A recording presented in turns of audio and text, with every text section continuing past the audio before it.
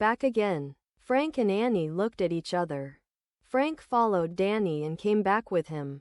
Katrina turned her head around and turned to Danny and said, "You're Danny, thank you for helping me." Frank, "My God, you could see us and hear us all this time." Danny said with a smile, "You're back. I was a robotics student before this started. I was worried about you. Even though the machine and I did our job properly, when we didn't see any reaction from you, we got frustrated. Here we don't have the tools to repair and maintain people like you." Katrina, "I have a defense system. Both consciously and subconsciously, it works automatically. We should have tested both him and me to see if you can be trusted or not. Who are you and what is your goal? If the answer is no, I can destroy myself from the inside." Annie, "Are you going to blow yourself up?" "No. I would take all my internal tolerance and protection out of the circuit forever with a strong electric shock." Have you ever encountered a robot that looked and smelled burnt?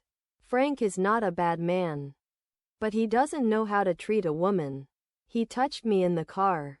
Although my feelings are different from yours, we don't like anyone touching me without permission either. Annie looked at Frank and said, "Did you get your answer?" Frank left the room. Danny, "Do you know about the rest of your friends? The guys found you alone and of course told you about what you did for them. You are a brave and smart robot, of course I don't mean to offend." Katrina, "It's okay. From the first time I was activated, they told me what I was and of course my internal program confirmed this. I left the group and didn't want to go back.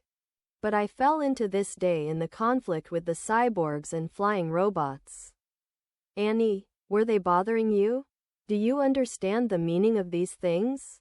Amazing. Katrina, "I was unhappy that I saw them using us and the cyborgs to kill. People didn't have a problem with our human appearance. The problem started when they realized that we were robots.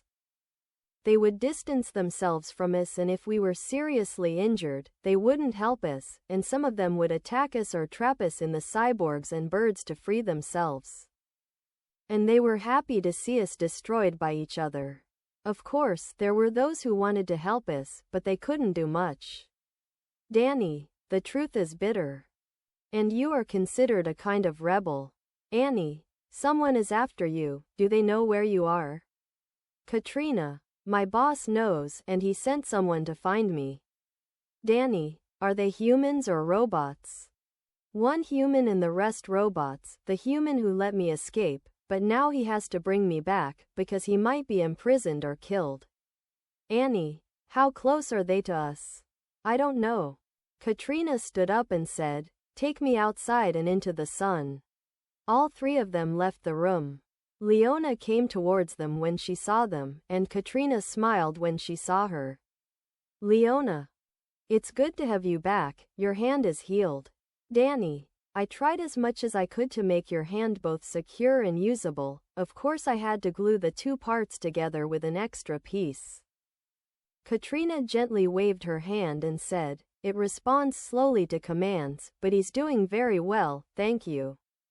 Jack came forward with Katrina's gun in her hand and said, "Here's my thank you. I cleaned it and now it's loaded." Katrina, "Thank you all." Little children, teenage girls and boys were watching her from a distance. Katrina gave her gun to Jack and walked towards them.